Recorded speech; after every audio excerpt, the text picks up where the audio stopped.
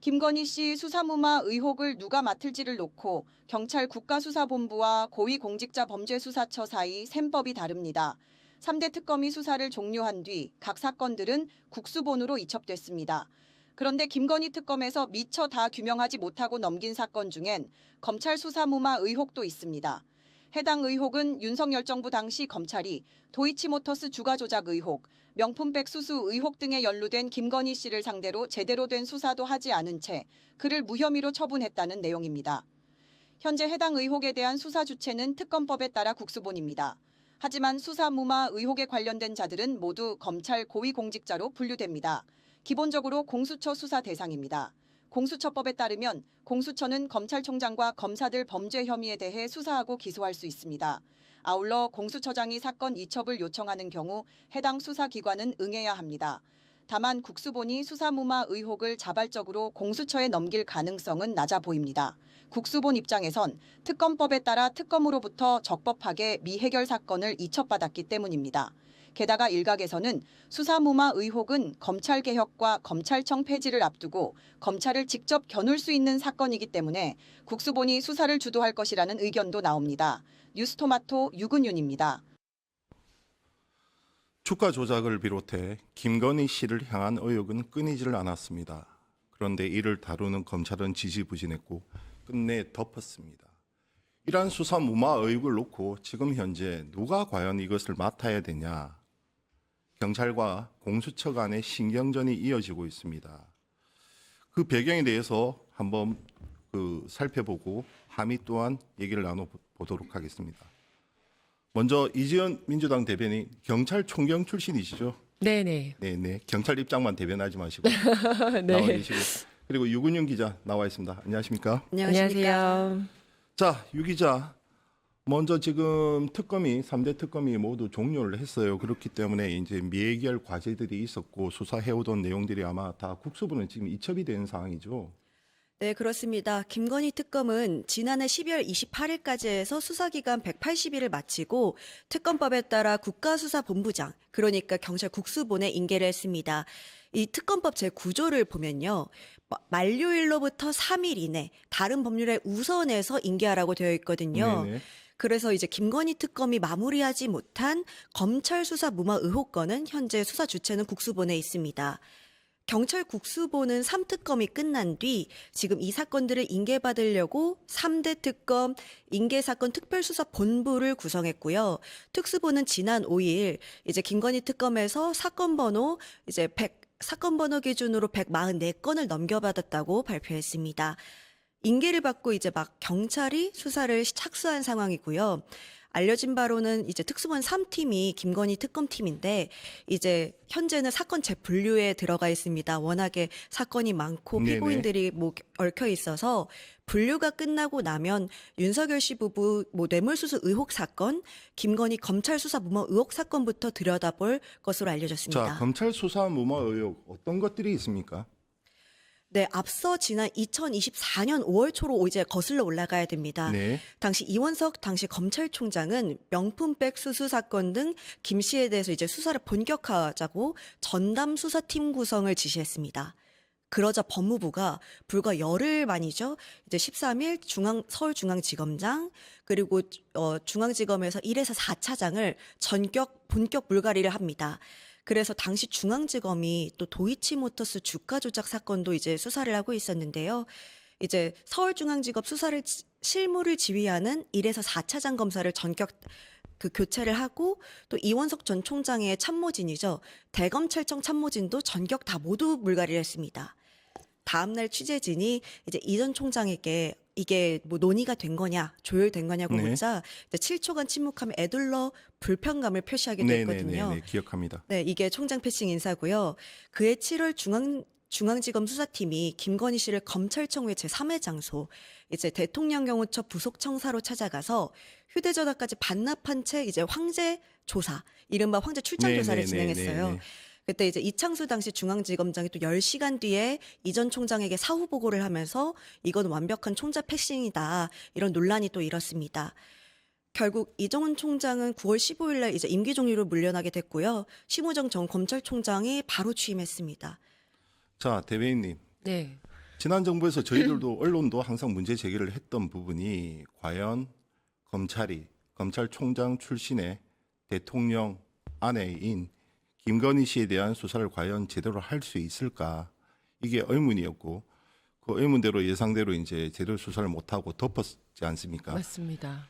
그로 인해서 이제 검찰의 무용론이 되었고 또 검찰 개혁까지 이어지는 때문에 이제 검찰이 독점하고 있던 기소권과 그 수사권에 수사권을- 대한 분리가 있었고 네. 그 수사권이 이제 경찰로 이제 확실하게 넘어가게 되는데 네. 때문에 경찰로서는 이번 수사에 대한 의지가 좀 강할 것 같아요.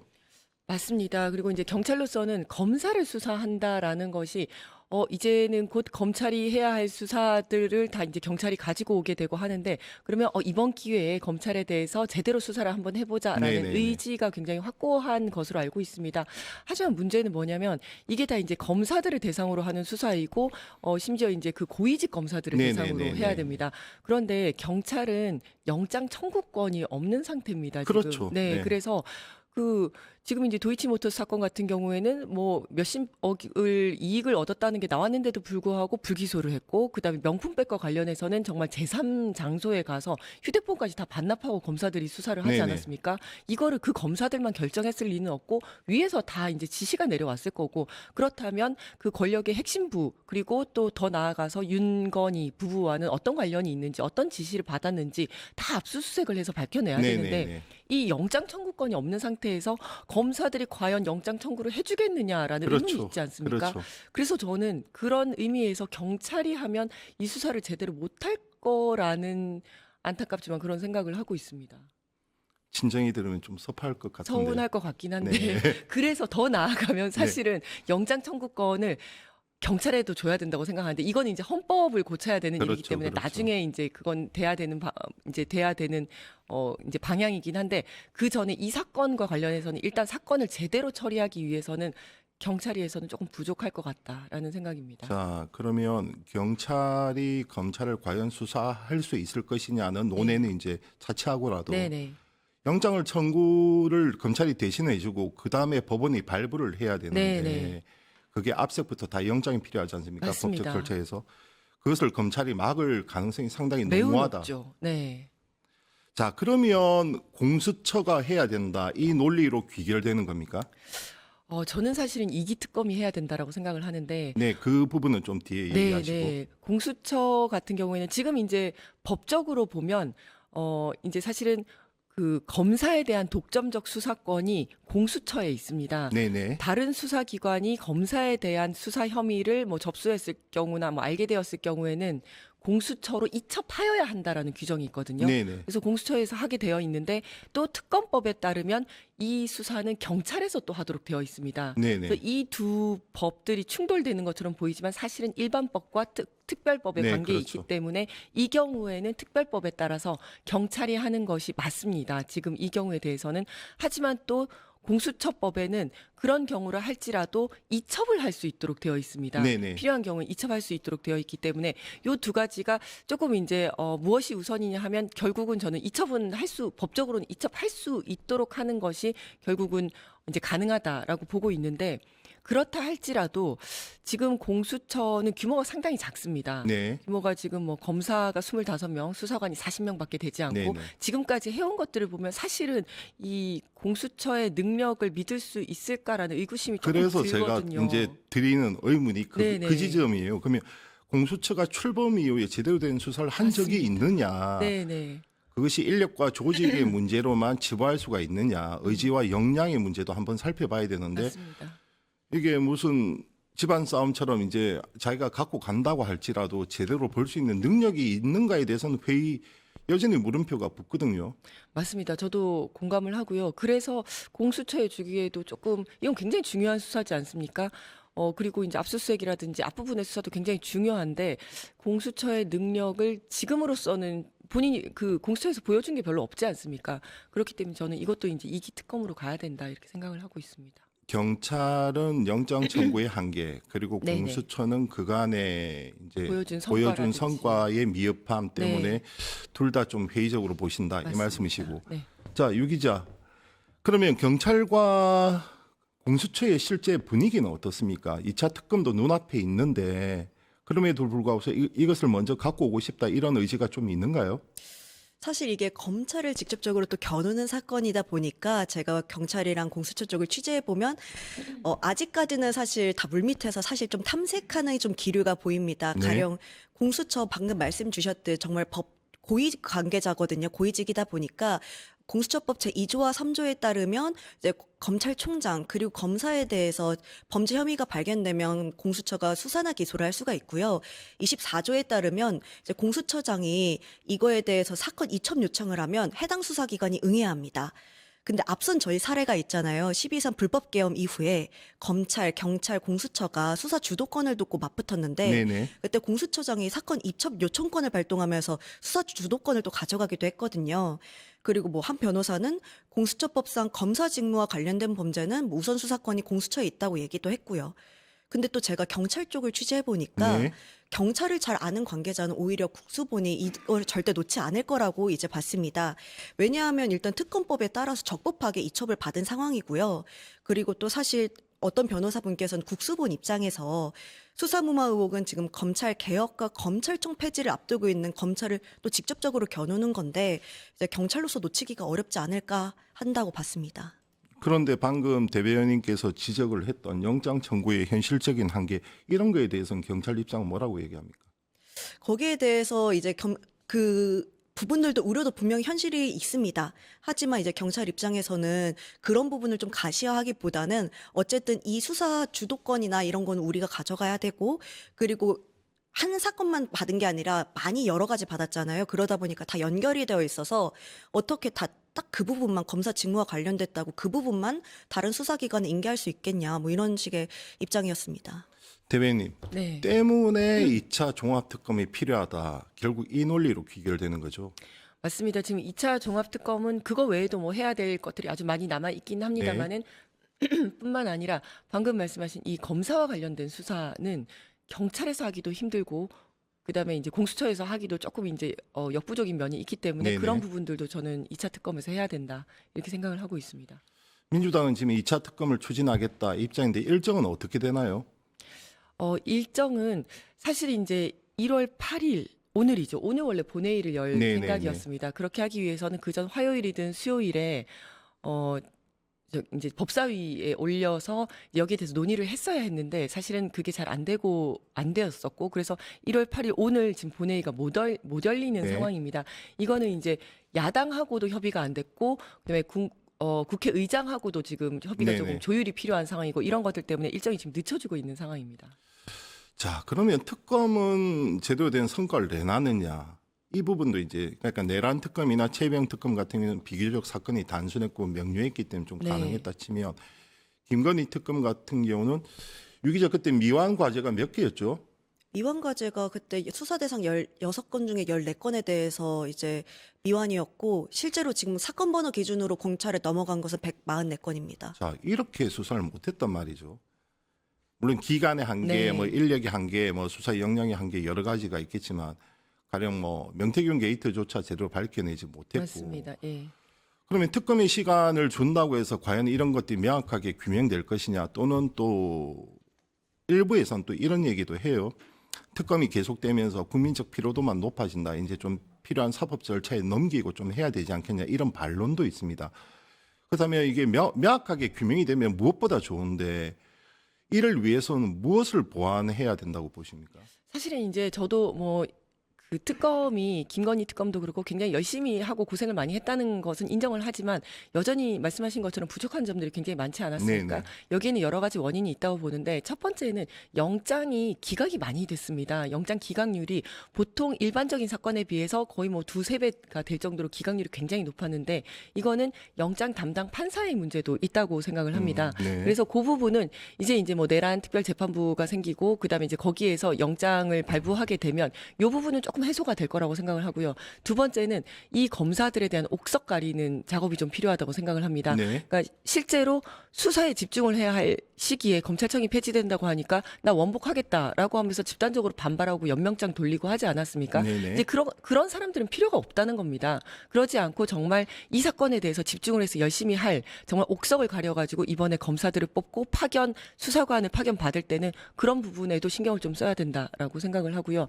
또 지금 또 남아있는 부분이 지금 이제 검찰에 대한 내란 특검도 그렇습니다만은 내란에서 검사가 무슨 역할을 했는지가 하나도 나오지 않고 있습니다. 네네네. 그리고 김건희 수사와 관련해서도 이렇게 봐주기 수사를 했었던 검사들에 대해서는 전혀 수사를 하고 있지 않다가 막판에 돼서야 그 수사팀을 꾸렸는데 그것조차도 제일 처음에 그 아주 그 크게 이제 꾸렸다가 그것들이 또 이제 막 거의 반으로 줄어들었다. 뭐 네. 이제 이런 이야기들이 있고 실제로 하나도 내놓은 결과가 없지 않습니까? 네네. 그렇게 본다면 이번에 이기 특검 때는 그런 점들을 모두 감안을 해서 좀 검사들에 대한 수사는 경찰팀 위주로 또는 검찰에서 파견받은 검사가 아니라 특별검사보 그러니까 이제 변호사를 상대로 특별검사보를 지정을 하지 않습니까? 네네. 그래서 그런 사람들 위주로 해서 제대로 수사가 될 수 있도록 하는 그런 디테일한 부분들도 좀 챙겨야 할 것 같습니다. 검사를 배제하는 수사가 어느 정도 수사 역량을 담보할 수 있느냐는 문제까지 연결되는데요. 지금 이제 김건희 특검에서 9개의 팀이 있었습니다. 그런데 네. 8개 팀은 검사장급의 검사들이 팀장을 맡았었고요. 하나의 팀은 경찰로만 이루어진 팀이었습니다. 근데 이 경찰로만 이루어진 팀이 굉장히 잘 했었거든요. 네네. 심지어 경찰만으로 이루어진 팀에서 발견한 이제 뭐 이렇게 증거물이라든지 이런 걸 토대로 다른 검사팀에다가 통보를 해줘가지고 압수수색도 이어지기도 하고 했었거든요. 그런 점들을 본다면 수사와 관련해서는 경찰의 어떤 능력을 이렇게 뭐 과소평가하지 않아도 될 것 같습니다. 네. 다른 주제로 하나만 좀 더 여쭤보겠습니다. 이재명 대통령이 지난달 30일 국무회의에서 국수본부장에 대한 견제 통제 필요성을 언급했단 말이죠. 네. 그러니까 문민정부의 통제를 받지 않는 그렇다면 가령 국수본이 수사권을 갖고 가게 되는데 여기에 대한 기본적인 견제 장치도 없을 경우에 대한 우려 또는 뭐 좀 더 비하적으로 이제 확대 해석을 하면 제2의 검찰이 될 수도 있지 않습니까? 검찰이 그간 독점을 해와서 나왔던 패들이 워낙 많기 때문에 여기에 대한 필요성은 분명히 민주당도 느끼고 있습니까? 맞습니다. 사실은 이제 대통령께서 그런 말씀을 하신 거는 원론적으로 뭐 그러면 국수본은 아무의 통제도 받지 않겠다는 거냐? 그렇죠. 네, 일단은 네 그렇죠. 그다음에 이제 대통령은 국무위원들을 통해서 전 행정부를 통화를 해야 되는데 거기서 국수본이 어떻게 빠져 있는 거 아니냐라는 아주 기본적인 생각을 하고 계시고 또 두 번째는 지금 이제 통일교와 신천지 관련해 가지고 정교 유착 관련해서 수사를 하라라고 말씀을 하시면서 그다음에 이제 이어서 이제 말씀을 하셨던 것 같아요. 네. 그런데 여기에 대해서 구체적으로 이렇게 우리가 어떤 수사에 대해서든 엄정하게 수사해라 이런 말은 할 수 있어야 되는데 여기에 대한 구체적인 어떤 법적 근거가 없다 보면 이런 얘기를 하는 것들이 직권남용이 될 수가 있고 문제가 될 수 있다. 네네네. 이런 말씀을 하시면서 법제처에다가 그렇다면 수사지휘 어떻게 할 수 있는지 좀 찾아보고 뭐 정리를 해봐라 이렇게 말씀을 하신 거거든요. 네네. 그런데 대통령이 수사기관을 직접적으로 지휘를 하는 것에 대해서는 어떻게 보면 중립성이라든지 수사기관의 그렇죠, 중립성을 침해한다는 의심받을 수 있죠. 맞습니다. 그래서 사실은 70년대, 80년대 때는 대통령 그리고 장관이 직접적으로 그냥 개별적인 수사를 지휘를 그냥 했었습니다. 그러니까 우리나라에 간첩이 많은 것 같아. 뭐 간첩을 수사해라고 하면 공안, 네. 그렇죠. 그러면 네. 이제 경찰에서 간첩을 뭐 이렇게 조작 수사를 하기도 하고 고문을 하기도 해서 아닌 사람을 간첩으로 만들어내고 막 하지 않았습니까? 그러니까 이런 거에 대한 문제 때문에 90년도가 되면서 경찰청이 분리가 되고 네네. 경찰에 대해서 수사를 아예 못하게 만들어 놓고 행안부 장관은 간접적으로만 수사를 하도록 했었습니다. 그리고 그 이후에 수사기관에 대해서는 예를 들어 검찰청에 대해서는 법무부 장관은 개별적인 사건에 대해서는 검찰총장만 지휘하도록 네네, 하고 그렇게 돼 있죠. 공수처장에 대해서는 지휘를 아예 아무도 못하도록 되어 네네. 있고 이런 식으로 엄격하게 되어 왔었는데 지금 이제 경찰에 대해서 경찰이 이제 또 수사 권한도 커지고 하니까 뭔가 견제는 필요하다 이런 입장에서 말씀을 하신 것 같거든요. 그렇다면 대통령이 직접 수사 지휘를 했을 경우에는 이런 중립성 침해에 대한 문제가 있을 수 있으니 어떤 경찰위원회라는 것이 있습니다. 네. 뭐 국가경찰위원회를 통해서든 아니면 아니면 이제 국민들로 이루어진 어떤 외부 통제, 감시 통제 기구를 통해서든 아니면 이제 검찰과 이제 사법부를 통해서든 어떤 다른 방식을 통해서 그 경찰을 견제하는 방안들이 좀 강구가 되어야 할 것 같습니다.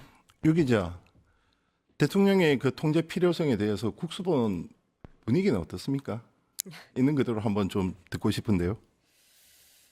지금 국수본의 입장에서는 사실 좀 현재로서는 좀 말씀드리기가 좀 어려운 상황인 것 같습니다. 왜냐하면 제가 듣기로도 좀 반반이라고 들었기 때문에요. 가령 사실 우려가 있는 것도 솔직히 사실은 맞고 네네. 그래서 내부에서 이렇게까지 가면은 안 되지 않느냐라는 우려도 있는 건 맞고 다만 이게 그 대통령의 뜻이라면 이제 검찰이 그 법무부나 이렇게 해서 검찰총장의 지휘를 받는 것처럼 그거랑 유사하게 해서 그 사건이 미뤄지거나 아니면 없어지는 게 없게 하자 이런 뜻에서 찬성하는 부류도 있고 해가지고 반반 정도인 것으로 알고 있습니다. 네. 지금까지 이재현 민주당 대변인 그리고 유근현 뉴스토마토 기자였습니다. 감사합니다. 감사합니다. 감사합니다.